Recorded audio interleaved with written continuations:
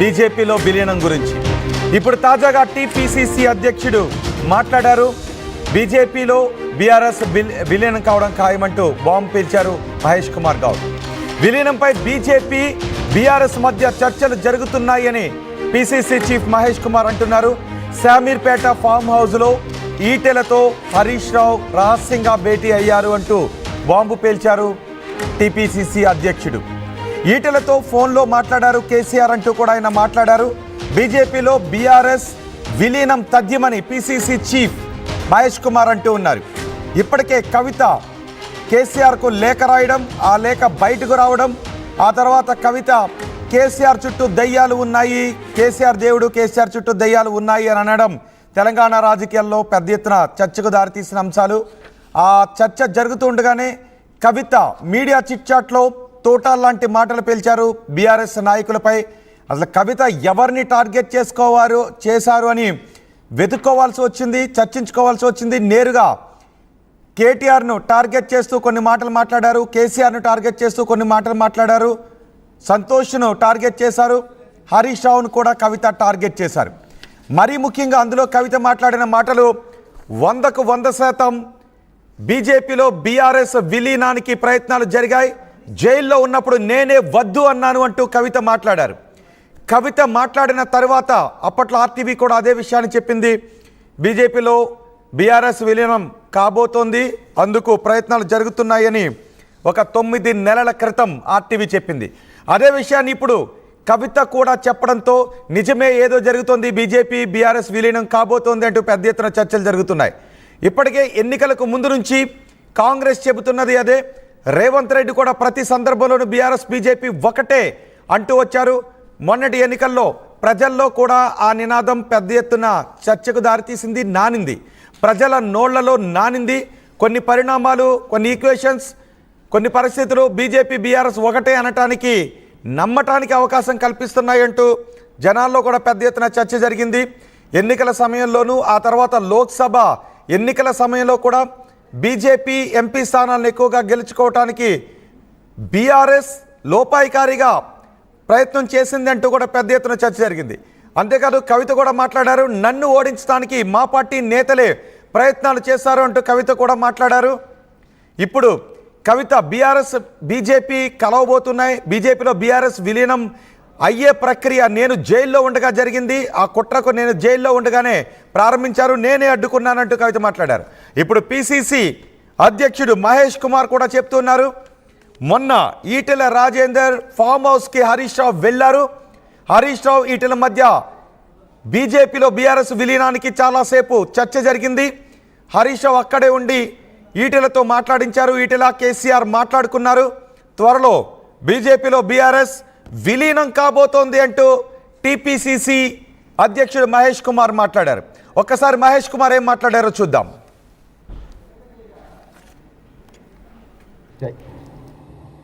కాళేశ్వరం మీద నోటీసులు వచ్చాయి, వారేమో బీజేపీలో ఉన్నారు. నాకున్న సమాచారం నిన్నాక మొన్న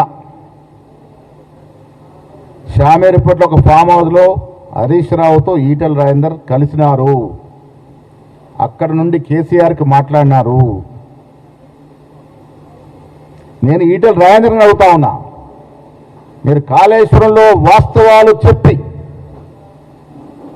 మోడీ మనిషి మోడీ పార్టీలో ఉన్నానని చెప్పుకుంటారా, లేక మీరు హరీష్ రావు కేసీఆర్ మాట్లాడుకున్న తీరు వల్ల కేసీఆర్కు లాభమయ్యే విధంగా మీరు వాంగ్మూలం ఇచ్చి మీరు మోడీకి వ్యతిరేకమని చెప్పుకుంటారా? ఇది తేల్చాల్సిన అవసరం ఉంది ఈటెల గారు. మీరు మాకు పక్కా సమాచారం ఉంది, ఈటెల గారు హరీష్ రావు గారు కేసీఆర్ మాట్లాడుకొని కాళేశ్వరం విషయంలో అందరం కూడబట్టుకుని బయటపడాలి, అందరం ఒకటే చెప్పాలి అనే మాట మాట్లాడుకున్నట్టుగా అర్థమవుతా ఉంది. టీపీసీసీ అధ్యక్షుడు అంటూ ఉన్నారు మహేష్ కుమార్, హరీష్ రావు వెళ్ళి ఈటెల రాజేందర్తో కలిశారు, మాట్లాడారు, ఆ తర్వాత కేసీఆర్ కూడా ఈటెల రాజేందర్తో ఫోన్లో మాట్లాడారు, హరీష్ రావు అక్కడ ఉండగానే మాట్లాడారు. అయితే దీనికి హరీష్ రావు కౌంటర్ ఇచ్చారు. హరీష్ రావు ఇచ్చిన కౌంటర్ కూడా ఆ తర్వాత నిజానికి కేంద్ర మంత్రి కిషన్ రెడ్డి, రఘునందన్ మాట్లాడిన మాటలు కూడా మనం వినాలి. ఒక్కసారి కేంద్ర మంత్రి కిషన్ రెడ్డి కూడా ఏం మాట్లాడారో చూద్దాం. ఇక్కడ కవితపై కూడా కొన్ని ఆరోపణలు వచ్చాయి, కొన్ని మాటలు మీడియాలో చక్కర్లు కొట్టాయి. కవిత కాంగ్రెస్తో టచ్లో ఉన్నారని, కవిత కొంతమంది ఎమ్మెల్యేలను తీసుకుని కాంగ్రెస్లోకి వెళ్ళిపోబోతున్నారని, కవిత మంత్రి పదవి అడుగుతున్నారు కాంగ్రెస్లో అంటూ కూడా వార్తలు వచ్చాయి. దాన్ని కవిత ఒక ట్వీట్లో ఖండించారు. దాని గురించిన వివరాలు కూడా చూద్దాం. అయితే కేంద్ర మంత్రి కిషన్ రెడ్డి కూడా మాట్లాడారు. కిషన్ రెడ్డి ఏం మాట్లాడారు ఒకసారి చూద్దాం. అలా డాడీని చెప్పాను, ఉత్తర రాసింది కదా డాడీకి, డాడీ ఎవరితో మాట్లాడో చెప్పాను. డాడీని అడుగు, మనం డాక్టర్ కదా, డాడీ దగ్గరికి వెళ్ళి డాడీ నువ్వు ఎవరితో మాట్లాడావు, ఏ రకంగా బీజేపీలో మెర్జి కావాలని చూసావు చెప్పమని అలా డాడీని.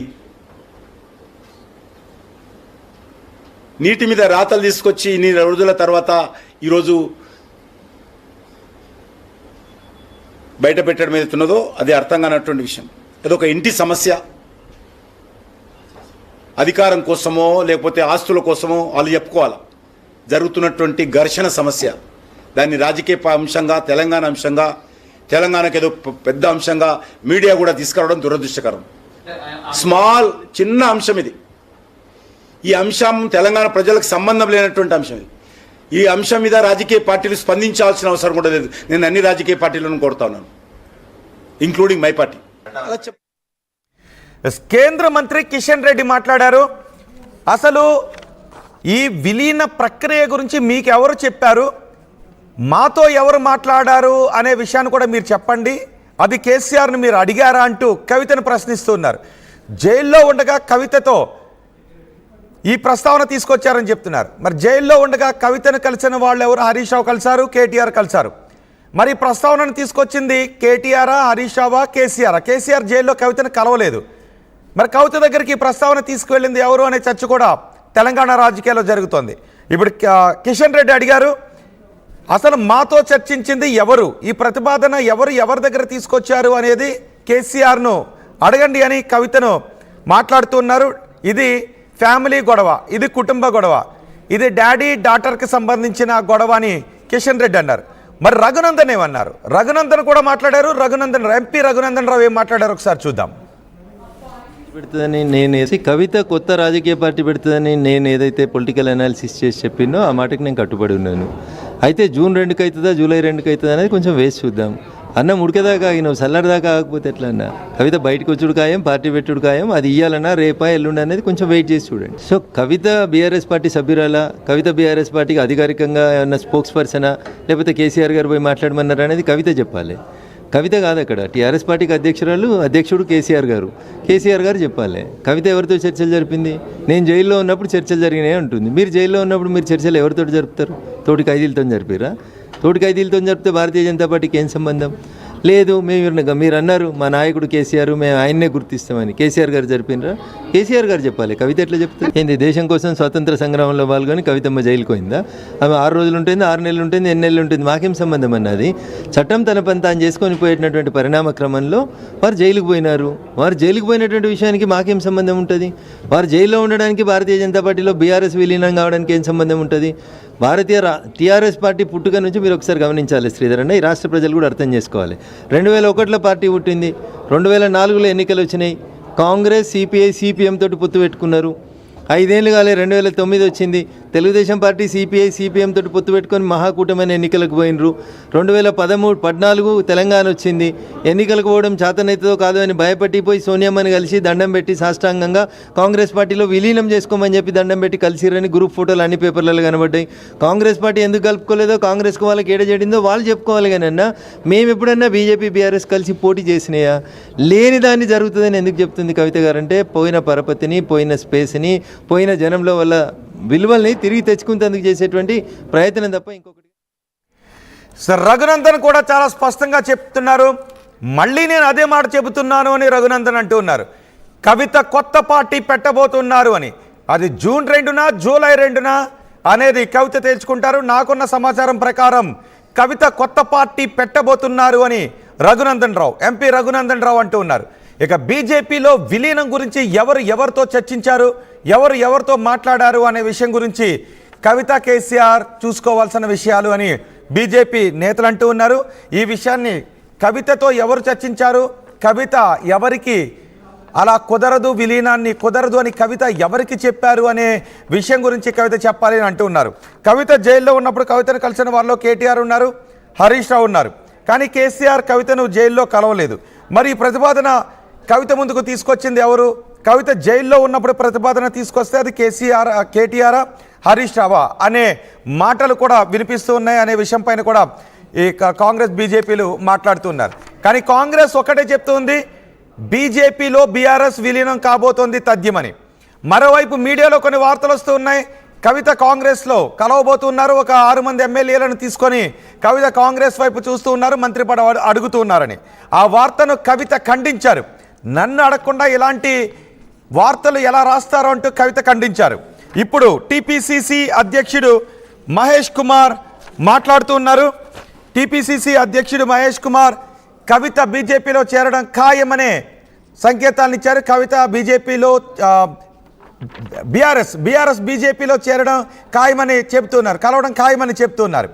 అయితే టీపీసీసీ అధ్యక్షుడు మహేష్ కుమార్ చేసిన ఆ వ్యాఖ్యలను హరీష్ రావు ఖండించారు. ఏం మాట్లాడారో ఆయన, మహేష్ కుమార్ ఏం మాట్లాడారో నేను మళ్ళీ మీకు చెప్పబోతున్నాను. ఈటెల రాజేంద్ర ఫామ్ హౌస్కి హరీష్ రావు వెళ్ళారు. ఈటెల రాజేంద్రతో హరీష్ రావు మాట్లాడారు. చాలాసేపు మాట్లాడుకున్న తర్వాత కేసీఆర్ ఫోన్లో ఈటెల రాజేంద్రతో మాట్లాడారు అని టీపీసీసీ చీఫ్ మహేష్ కుమార్ చెప్తున్నారు. దీన్ని హరీష్ రావు ఖండించారు. హరీష్ రావు కౌంటర్ ఇచ్చారు. హరీష్ రావు ఏం మాట్లాడారో, ఏం ట్వీట్ చేశారు ఇప్పుడు మీకు ఆర్టీవీ స్క్రీన్ పైన చూపించబోతున్నాను.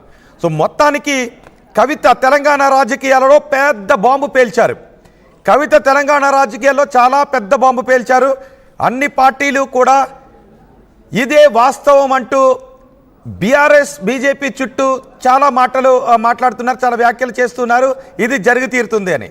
కవిత కొత్త పార్టీ పెట్టబోతున్నారు అని రఘునందన్ రావు అంటూ ఉంటే, హరీష్ రావు ఈటెల రాజేందర్ని కలిశారు, కేసీఆర్ మాట్లాడారు, పార్టీని విలీనం చేయడానికి మాట్లాడుకుంటున్నారు అని.